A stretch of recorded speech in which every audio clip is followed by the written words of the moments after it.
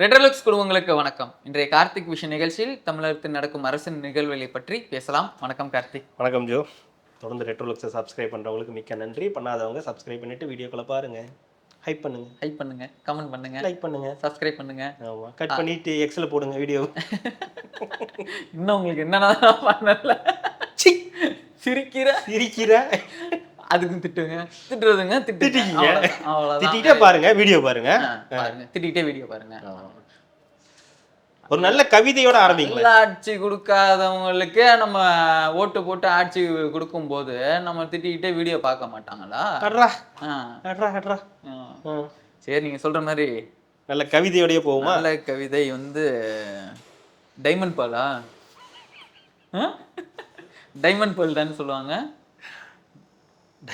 ஆமா, கரெக்டு தான். இல்ல அதுக்கு வெறும் முத்துன்பாங்க.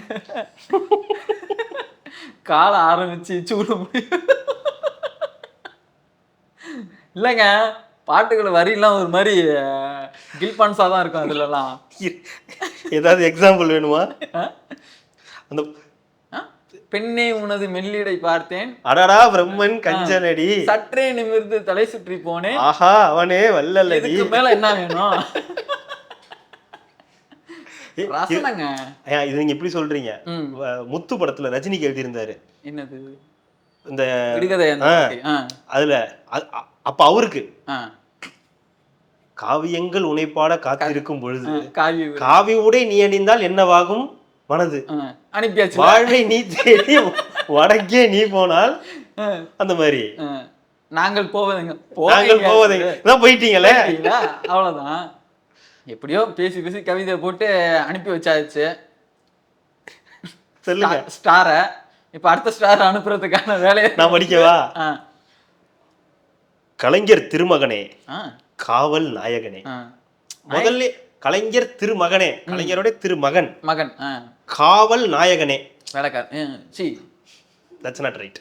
இல்ல, காவல் நாயகன்னா காவல் நாயகன் வேலைக்காரன், செக்யூரிட்டி, நமக்கான வேலைக்காரர், முதல்ல செக்யூரிட்டி கிங். இதுக்கெல்லாம் நம்ம பொறுப்பு இல்லைங்க. இதெல்லாம் நீங்க அவர்கிட்டயே பார்த்து. காவல்னா என்னங்க? எனக்கு போலீஸ் தானே, போலீஸ். எனக்கு அதுக்கு சம்பந்தம் இல்லை. நீங்க ஜோர்ட்டே பேசிக்கிங்க, யாரா இருந்தாலும் பேசிக்கிங்க. அடுத்து இதுக்கு வரேன். Police king. வாக்குப்பதிவுக்கு பின்னை சந்தித்தேன் நேற்று அறிவாலயத்தில் உன்னை. எப்படி? வாக்குப்பதிவுக்கு பின்னை சந்தித்தேன் நேற்று அறிவாலயத்தில் உன்னை. உழைப்பின் களைப்பில்லாமல் துடைத்து வைத்த ஆப்பிளாய் துலங்கினாய் நீ. உழைப்பின் களைப்பில்லாமல் துடைத்து வைத்த ஆப்பிளாய் துலங்கினாய் நீ. ஒரு கடி கடிச்சுக்கிறேனா? ஆமா, வாய்ப்பு இருக்கு. பட் அது அவர் ஒத்துக்க மாட்டாரு. லைட்டா கடிச்சுக்கிறேன். அச்சார வாழ்த்தாய் பொன்னாடை விரித்து போர்த்தினேன், உன் உழைப்பும் சாதனையும் உன் கனவை நனவாக்கும் என்று உறக்கச் சொன்னேன். உன் உழைப்பும் சாதனையும் உன் கனவை நனவாக்கும் என்று உறக்க. அவர் என்ன கனவு கண்டார் இவருக்கு எப்படி தெரியாது. சரி, பரவாயில்ல, இருந்தாலும் சொல்லி வைப்போம். வெற்றியில் விம்முவதும் இல்லை, தோல்வியில் பம்முவதும் இல்லை என்று விவேக சொல்லே வீரனுக்கு அழகு. இந்த இடத்துல நீங்க முக்கியமா கவனிக்கணும். வெற்றியில் விம்முவதும் இல்லை, தோல்வியில் பம்முவதும் இல்லை என்ற விவேக சொல்லே வீரனுக்கு அழகு. நீ வெற்றியே பெறுவாய். கவனித்தேன் வெற்றி முன்னோட்டம் சொல்ல வந்த வேட்பாளர்களிடம், கவனித்தேன் வெற்றி முன்னோட்டம் சொல்ல வந்த வேட்பாளர்களிடம் நீ கேட்ட ஒரே கேள்வி, இரண்டாம் இடம் யாருக்கு? திமுகக்கு. ஆமா, தெரிஞ்சு போச்சு. இப்ப நீங்க இரண்டாம் இடம் யாருக்கு? அதிலேயே தெரிக்க விட்டாய். முதலிடம் உனக்கெனும் முடிவை. தனி வலிமை கொண்டாலும் துணை வலிமையின் தோல் சேர்ப்பாய். அது எனக்கும் புரியல. மண்மொழி மனம் காக்க மீண்டும் உதய சூரியனை எழுப்பிவிட்டு உழைக்க செல்வாய். காலைல இவர் தான் போய் எழுப்பிட்டு வருவாரு சூரியனி. ஆமா, எந்திரி, டைம் ஆச்சு. ஈவினிங் மறைக்க செய்வாய். அது நீங்க பண்ண வேணாம், அதுவே மறைஞ்சிடும். இல்ல, நீங்க இப்போ படிக்கும் போது எனக்கு இருங்க சொல்லிடுறேன். இல்ல உங்களுக்கு சொல்லி ஆகணும். இப்ப படிக்க எனக்கு ஒரு மாதிரி கேக்குது. ஒரு மாதிரி கேக்குதா? ஆமா. அப்படின்னா மன்னா, மன்னர் மாமா, என் மாமா மன்னா, புண்ணாக்கு எதிரிகளே புண்ணாக்கு. அப்படிதான் இருக்குது. நீ ஒரு புறம்போக்கு. ஆளாளுக்கு ஆளாளுக்கு இருங்க, ஆட்சி கட்சி இரண்டையும் பழுது பார்ப்பாய், ஆளாளுக்கு ஒன்று சொல்கிறார் கையில், நல்லதை மட்டுமே நம்பு. இந்த இடம் தான் ரொம்ப முக்கியமான இடம். இதுதான் கதையில ட்விஸ்ட். ஆளாளுக்கு ஒன்று சொல்கிறார்கள். இல்லையே, வந்தவங்க எல்லாம் சரியா சொன்னாங்கன்னு தானே சொன்னீங்க. இப்ப ஆளாளுக்கு ஒன்று சொல்கிறார்கள்ன்றீங்க. திமுக வராதுங்க, ஓட்டைய போட்டானுங்க, ஓட்டு பிரிச்சுட்டாங்க, அதுதான், அதெல்லாம் நம்பாத. ஆளாளுக்கு ஒன்று சொல்கிறார்கள், நல்லதை மட்டுமே நம்பு. ஆள் சொல்லாததை நாள் சொல்லும், ஆள் சொல்லாததை நாள் சொல்லும், அந்த நாள் நாலு எனும் நல்ல நாள். எழுதியவர் டைமண்ட் முத்து, மாபெரும் கவிஞர். எதுக்கு இப்போ இப்ப எதுக்கு நான் என்ன பண்ணிட்டேன்னு எனக்கு இப்ப இந்த வாழ்த்து மடல் எனக்கு கொடுக்குறீங்க? எலெக்ஷன் முடிஞ்சிருச்சு, போர் அடிச்சிருக்குன்னு வீட்டுல இருந்திருக்காரு, வரேன் இருக்காரு, சரி வாங்கன்னு இருக்காரு, வந்ததுக்கு இப்படி ஒரு கவிதை. இது எலெக்ஷனுக்கு முன்னாடி பெரும் பெருந்து மாதிரி ஒரு 4 பாட்டாவது எழுதி கொடுத்தா ஹிட் ஆயிருந்திருக்கு. அவர் எப்படி எழுதிருப்பாருன்னு அவருக்கும் தெரியும். சூரியனே ஒரு மாதிரி ரசிச்சு எழுதியிருக்காப்லப்பா அப்படின்னு செய்யக்கூடிய ஆள் தான். சூரியனை நீ எப்படி பார்த்த? வர்ணிச்சு கண்ணாலதான்ப்பா. இல்ல, நீ சூரியனே இப்படி எழுதிருக்கிய.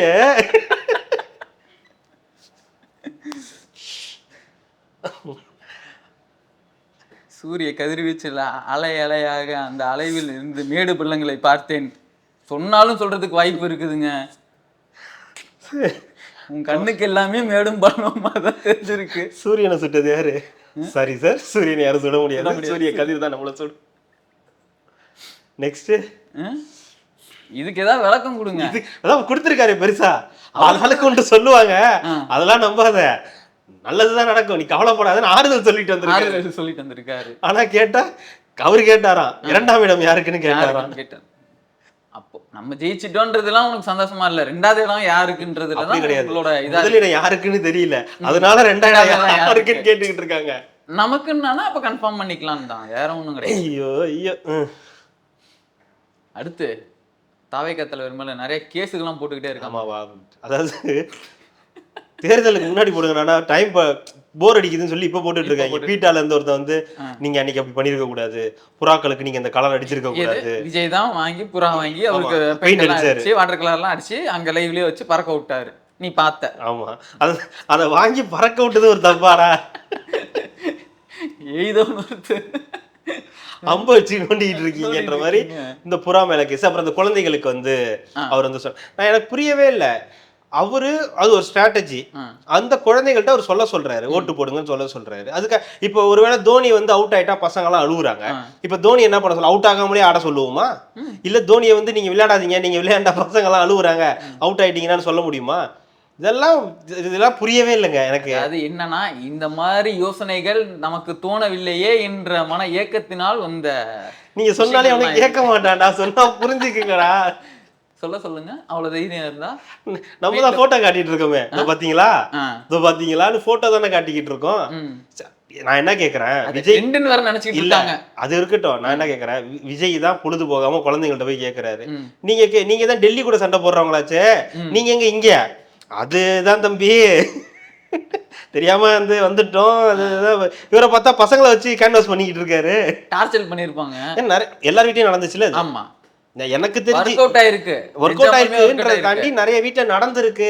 நம்மளே வந்து அது ரியலைஸ் பண்றோம். ஆமாங்க, போனை போட்டு போட சொல்லுதுங்க. பஜன்லால் செட்டு மாதிரி தான், போ வா போ, பணத்தை தாண்டி போன்ற மாதிரி, நீ சத்தியம் பண்ணு, முதல்ல நீ விசுலுக்கு பண்ணு, சத்தியம் பண்ணிட்டு போ அப்படின்ற அளவுக்கு வந்து நல்லதா கெட்டதா அதெல்லாம் என்ன தப்பு இருக்குது? அது குழந்தைங்க, அது சொல்லுதுங்க, போடுறாங்க. அது ஒரு யுக்தியா கூட இருக்கலாம். என்ன யுக்தியோ புக்தி பக்தியோ ஏதோ ஒண்ணு, ஓட்டு வந்து விழுதா, அதுதான் கான்செப்ட். நான் என்ன கேட்கறேன், ஒரு தடவை விஜய் முதலமைச்சராவோ இல்ல ஆட்சியோ அமைச்சிட்டாரோ, அதுக்கப்புறம் ஆட்சி வந்து இறக்கவே முடியாதா? இல்ல மக்கள் வந்து திரும்ப திரும்ப போயிட்டு வந்து, எங்க படமே நல்லா இருந்தாதான் போய் பார்ப்பாங்க.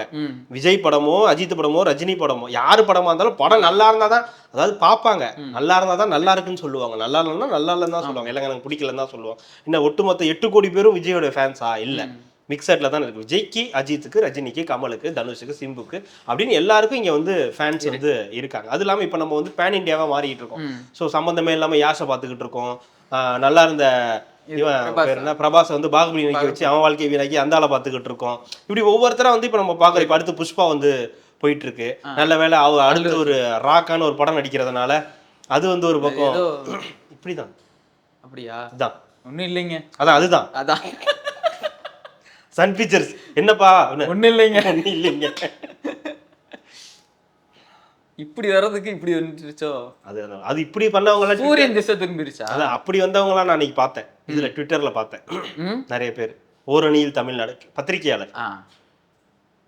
இந்த பத்திரிகையாளர் 48/14 அந்த சேனலோட பத்திரிகையாளர். அதுல அப்படிதான் வந்திருக்கான். அப்படிதான் போட்டதே அப்படிதான் தெரிஞ்சிருச்சு. ஒரு தெரியறதுக்குலாம் இல்ல, ஓப்பனா சொல்றாரு. ஆமா நான் அதுக்குதான். ஆமா 201 சொல்லியிருக்காரு அவரு. 201 திமுக ஸ்வீப்னு இருக்காரு. அது எதுக்கு நீங்க அவ்வளவு கஷ்டப்பட்டு நீங்களாம் பேசி கன்வெர்ட் பண்ணி வாங்கி கொடுத்துடலாமே. மீண்டும் திமுக ஆட்சி தான் வரும், ஏன் தேர்தல் செலவு பண்றீங்க, மொத்தமா கொடுத்துருங்க, அவங்களே ஆட்சியா வச்சுட்டு போயிடுவாங்க அப்படின்னு வந்து சொல்லி இருந்திருக்கலாம். தானே யார் வேணாலும் அடிக்கலாம், விடுங்க. அதே மாதிரி வாக்காளர் தினம் அன்னைக்கு நடந்த கூத்துகள், திரைப்பிரபலங்கள். இவரு அஜித் கூட வச்சு ஏதோ கோச்சிங்ல முதல் ரைட் சைடுல வச்சுட்டாருங்களா, ஓட்டு போட்டார். அவர் கொண்டு போய் கை வச்சிருக்காரு. அவங்களும் பதட்டத்துல இழுத்து விட்டாங்க. ரைட் சைடுல ஓட்டு போட்டு வந்துட்டாரு. அது ஒரு பக்கம் ஓடிட்டு இருந்துச்சு. அதுக்கப்புறம் வந்து மாற்றம் தேவையில்லை, நோ நீட் அப்படின்னு சொல்லிட்டு போனதா சொன்னாங்க. அவர் வந்து ஒரே ஒரு லுக்கு தான் விட்டாரு. இந்த புதிய தலைமுறையை கொண்டு போய் கண்ணத்துக்கிட்ட கொண்டு போய் விட்டாங்க. அப்படி ஆரம்ப படத்துல மாதிரி ஒரு லுக்கு தான் விட்டாரு. நான் வந்து போயிட்டாங்க, அவ்வளவுதான், முடிஞ்சிருச்சு. அதுக்கப்புறம் வந்து உருட்டிட்டு இருந்தாங்க. அஜித்தே சொல்லிட்டாரு மாற்றம் தேவையில்லை, தலை மாதிரி யாருமே கிடையாது. யாரு? ஒரு கூத்தாடிக்கு. யாரு? கூத்தாடிக்கு இன்னொரு கேங் இருக்கும் இல்லையா, அறிவார்ந்த தமிழ் சமூகம். பாத்தீங்களா, தலையே சொல்லிட்டாரு, சின்ன தலையே சொல்லிட்டாருன்னு. அடுத்த அரை மணி நேரத்துல வராரு சுரேஷ் சந்திராவா வரான்ட்டாரு. தப்பு தப்பு தப்பு தப்பு தப்பு, நாங்க அப்படி சொல்லவே இல்லை, அது தப்பு அப்படின்ட்டாரு. போச்சா? ஆனா விடல. உங்களுக்கு தேவைன்னா எடுத்துக்குவீங்க, கூத்தாடி எடுத்துக்குவீங்க, தேவையில்லன்னா தூக்கி போட்டு மிதிப்பீங்க. ஆமா, இப்போ எங்களோட டார்கெட் விஜய்க்கு எதெல்லாம் அவருக்கு அகைன்ஸ்டா இருக்கோ அதெல்லாமே நாங்க வந்து எடுத்துப்போம். அதே மாதிரி சிம்பு வந்து சொல்லிட்டு போயிட்டாரு, அதெல்லாம் மாற்றம் தேவையில்லைன்னு சொல்லிட்டு போய். அது 2016 வந்ததுரா, இன்னும் எடுத்து உருட்டிட்டு இருக்கீங்க. இப்ப இருக்கிற சிம்புவை பாருங்க, இப்ப கிடைக்கல, அதனாலதான் பல வந்து பாக்குறான். சிம்பு வராரு 3 மணிக்கா 4 மணிக்கு வந்து போடுறாரு, சொன்ன காஸ்டியூம்ல வந்துட்டாரு, ஒயிட் அண்ட் அந்த சாண்டல் கலர்ல வந்து. ஆமாப்பா அப்படின்னு சொல்லிட்டு. அதுக்கு முன்னாடி அவங்க டேடி வந்தாரு, டிஆர். அவர் ஒரு மாதிரி இது ஒரு இருக்கு சரிவு அப்படின்னு அவர் ஒரு எதுகை மோனையில அவர் வந்து சொல்லிட்டு போயிட்டாரு. வச்சிருக்காரு, பத்திரமா தான் வச்சிருக்காரு, ஒன்னும் இது பண்ணிக்கல. வேற எங்கேயாவது வச்சிருக்காரா? இல்ல, எங்கேயுமே வைக்கல, அவரே வச்சுக்கிட்டாரு. அது வரைக்கும் நல்ல இல்ல, அவரே வச்சுக்கிட்டாரு. ஆமா, அவரு. அப்புறம் வந்து சியான் போட்டு இந்த ட்ரெஸ்ஸும் வந்து கிட்டத்தட்ட அதே மாதிரி தான். அப்புறம் சிபிராஜ் சொல்லவே வேணாம், நம்ம புள்ள அது அப்படின்ற மாதிரி பசங்கள்லாம் வந்து ஏதோ ஸ்டேட்டஸ் போட்டிருந்தாரு. ஜெய் வந்து அவரு ஓட்டு தான், அவரே அதே ட்ரெஸ் தான் போட்டு போனாருன்னு நினைக்கிறேன். இல்லையே, சூரியன் அஸ்தமனம் எவ்வளவு அழகா இருக்குதுன்னு ஏதோ சன் செட் பத்தி ஏதோ போட்டிருந்தாரு. அஸ்தமனம் ஆகுறதோ இல்ல உதிக்கிறதான்னு தெரியல, அந்த மாதிரி ஏதோ ஒண்ணு. அதுக்கப்புறம் வந்து நிறைய இந்த சீரியல் ஆர்டிஸ்ட் எல்லாம் வந்து அந்த ட்ரெஸ் தான் வந்து போட்டு போயிருந்தாங்க. நிறைய நம்ம பசங்களே நிறைய பேர் அந்த மாதிரி தான் வந்து போட்டுட்டு போயிருந்தாங்க. அப்பாவோட ஃப்ரெண்ட்ஸு 50 பேர் ஒரே கூட்டா ஒரே யூனிஃபார்ம் எடுத்துட்டு போய் போட்டிருக்காங்க. என் அப்பா செட்டுன்னா இப்போ பார்த்துக்கோங்க. அவங்கள ரஜினி செட்டுன்னு சொல்லுங்க, சூப்பர் ஸ்டார் செட்டுன்னு சொல்லுங்க. அவ்வளோ தூரம் போகும். அவ்வளோ இல்லையா? வேற யாரை சொல்றது? விக்ரம் செட்டு. விக்ரம் செட்டு, அந்த செட்டுன்னு வச்சுக்கோங்களேன். எல்லாமே கேங்காக போயிருக்காங்க. நான் சொல்றது டூர் எங்கேயா போகுமா? எங்கேயா டூர் போகுமா? டூரா? முடிஞ்சிருச்சு, ரிசல்ட் தான் இன்னொரு 8 நாள் இருக்குதே. போயிருக்காங்களே. யாரு? ஒரு சிலரா? ஃப்ரெஷ் ஆப்பிளா? அவரும் போறாரு. அவரும் போயிருக்காரு. அவர் கொடைக்கானல் போறாரு. கொடைக்கானலா? சீசன் இல்ல. இன்னொருத்தரும் போயிருக்காரு, துபாய் போயிருக்காரு. துபாய் அடிக்கடி போறது ஒரே ஆள் தான், அவருதான். கரூர் சம்பத்துக்கு கூட அங்க இருந்து வந்துட்டு திருப்பி போனாரு. அவருதான். எதுக்கு இப்போ டயர்ட் ஆயிட்டல, போட்டோவை காட்டி போகணுமா இல்லையா? அப்பெல்லாம் பார்த்தா விஜய் அவர்கள்லாம் 1 வருஷம் துபாயிலேயே இருக்கணும். நீங்களாம் டயர்டுன்னு சொன்னீங்கன்னா என்னங்க நீங்க போறீங்க, 10 நிமிஷம் போட்டோ காட்டுறீங்க, கிளம்பி போறீங்க. அந்த மனுஷன் காலையில இருந்து நைட் வரைக்குமே அவர் ஓய்வெடுத்து தானே பண்ணாரு. தூக்கி போட்டு அவங்க எல்லாம் கண்டினியூஸா பண்ணாங்க, இவர் ஓய்வெடுத்து பண்ணாருல்ல, 1 நாள் 2 நாள் கேப் விட்டு பண்ணாரு இல்லையா?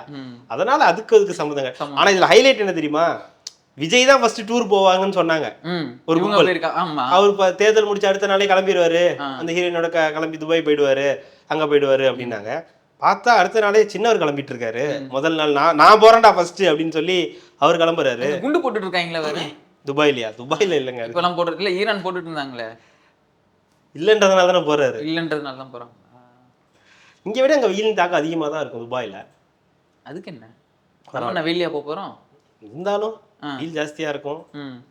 ஆனா அவருக்கார தான் இருக்கு. ஆனா இவரு பரவாயில்ல, முதலமைச்சர் பரவாயில்ல. பரவாயில்லையா? இப்படி 10,000 ரூபாய் வச்சுட்டு 10,000 ரூபாய் வச்சிருந்தா கொடைக்கானல் தான் போக முடியும். எந்த பஸ்ல போறாருன்னு தெரியலையே. தெரியல. மதுரை பஸ் தானே பிடிக்கணும் அதுக்கு. அப்படியா? டைரக்ட் பஸ் கிடையாது. கொடைக்கானல் ஆமா, அந்த சைடு தான். மதுரை போயிட்டு அதுக்கப்புறம் மதுரை தான் போகணும். எப்படி போனாருன்னு தெரியல. டீசல் எனக்கு திருச்சி போயிட்டு வரதுக்கே 15,000 ரூபாய் செலவாகுது. எப்படி போவார்? அவர்கிட்ட கார் வேற இல்ல. காரு வேற கிடையாது. My God. சரி, பேரன் இருப்பார், பேரன் கொடுப்பாரு. பேரன்ட்ட கார் இருக்கு. இன்பா அவர்கிட்ட தான் அன்பா கொடுப்பாரு. கொடுப்பாருல்ல, ஏன் கொடுக்க மாட்டாரா? அவரு என்ன உங்களுக்கு இவ்வளவு பெரிய வாழ்க்கை கொடுத்துருக்காரு, உங்க ஒரு கார் கொடுக்க மாட்டீங்களா? அவரு என்ன 500 கோடிக்கு படம் எடுக்கிறாரு, அதனால அதெல்லாம். 500 கோடியே இவருக்கு பிரிச்சு கொடுத்தாச்சு, ரஜினிக்கும் கமலுக்குமே பிரிச்சு கொடுத்தாச்சு. அப்புறம் மீதி எப்படி இருக்கிற காசு? சரி ஓகே, ஏதோ பார்த்து போயிட்டு வந்தா சந்தோஷமா போயிட்டு வந்தா சந்தோஷம்தான். தெரியல என்ன அண்ணன் எதுவும் போயிருக்காரா? அண்ணன் தான் முக்கியமா போயிட்டு இதுங்க கிட்ட கத்தி கத்தி அண்ணன் நிரந்தரமாவே டூர் தான். அண்ணன் அண்ணன் பாவம். அண்ணன் கழுத்துப்பட்டா எங்கேயோ கனடாலயா? பேசாம அங்க போய் நிக்க சொல்லாங்க, அங்கதான் நிறைய ஆதரவாளர்கள் இருக்காங்கல்ல. அங்க போய் நிக்கலாம்ல அண்ணன். அண்ணன் இப்ப போனா அண்ணனே யாருன்னு கேட்பாங்க, அண்ணன் இருக்கிற நிலைமைக்கு. அண்ணன் நல்லா வெயில்ல ரொம்ப கருத்து போயிட்டாரு. பிளாக் போர்ட் சைட்லாம் போயிட வேணாம். அடுத்தடுத்து படம் கடை நடிப்பாருன்னு நினைக்கிறேன். அடுத்தடுத்த காலகட்டங்கள் தொடர்ந்து படங்கள் நடிக்க தான் வந்து வாய்ப்புகள் போயிட்டு இருக்குன்றாங்க. இன்னொரு பக்கம் வந்து கணிப்புகள், யாரு என்ன என்ன வரப்போகுது, எப்படி வரப்போகுதுன்ற அதை மட்டுமே வந்து ஒரு பெரிய பேசு பொருளா. அதுக்கப்புறம் தான் நான் இடையில இது பார்த்தேன், ஏன் விஜய் அவர்கள் வந்து 2 தொகுதியில் வந்து நின்றுட்டு இருக்காங்க, இது மக்களோட பணத்தை வந்து இது பண்ணுறாங்க, இதை திருப்பி ரிசைன் பண்ணுவார், அங்கே இது பண்ணுறாங்க, அப்போ அதுக்கான இதெல்லாம் வந்து யாரோட செலவு? எல்லாம் மக்களோட செலவு தானே, இதெல்லாம் ஒரு மேம்போக்காக தெரியலையா, இதெல்லாம் வந்து ஒரு இதாக தெரியலையான்னு சொல்லிட்டு டிபேட்லலாம் இதை கதறிக்கிட்டே இருக்காங்க. எனக்கு புரியல. அது அப்படிதான் அப்படிதான். அதுக்கான விளக்கமும் கொடுத்துட்டாங்க. அதுக்கு சரி ஓகே, ஒரு தொகுதியில் எலெக்ஷன் நடத்துறதுக்கு எவ்வளோ செலவாக போகுது? எப்படி ஒரு 300 கோடி ஆகும். அது நீங்கள் அடிக்கிற ஒரு நாள் கொள்ளையிலேயே எடுத்துடலாமே, அதுக்கே இவ்வளோ ஃபீல் பண்ணுறீங்க? அது எலெக்ஷன் இல்லை, அந்த பத்திரிகையாளர் உட்காந்து பேசி இவ்வளோ இதாக பேசிகிட்டு இருக்காங்களே, உங்களுக்குலாம் மனசாட்சியில் வந்து ஏதாவது கொஞ்சமாக ஈரங்க இருந்துச்சுன்னா, எவ்வளோ கனிம கொள்ளை, எவ்வளோ ஊழல் நடக்குது, எவ்வளோ திருட்டு நடக்குது, எவ்வளோ லஞ்சம் வாங்கிக்கிட்டு இருக்காங்க, ஒவ்வொருத்தருலையும் எவ்வளோ லஞ்சம், இதெல்லாம் உங்கள் கண்ணுக்கு தெரியவே தெரியாதா? இல்லை, 100% பியூராக நடந்துகிட்டு இருக்காங்க இந்த ஆட்சி. இவ்வளோ நேரம் பெத்து வளர்த்தவங்க அப்பாவை தெரியல அந்த மாதிரி தான் முட்டு கொடுக்கலாம். ஆனால் இவ்வளோலாம் முட்டு கொடுக்கக்கூடாது.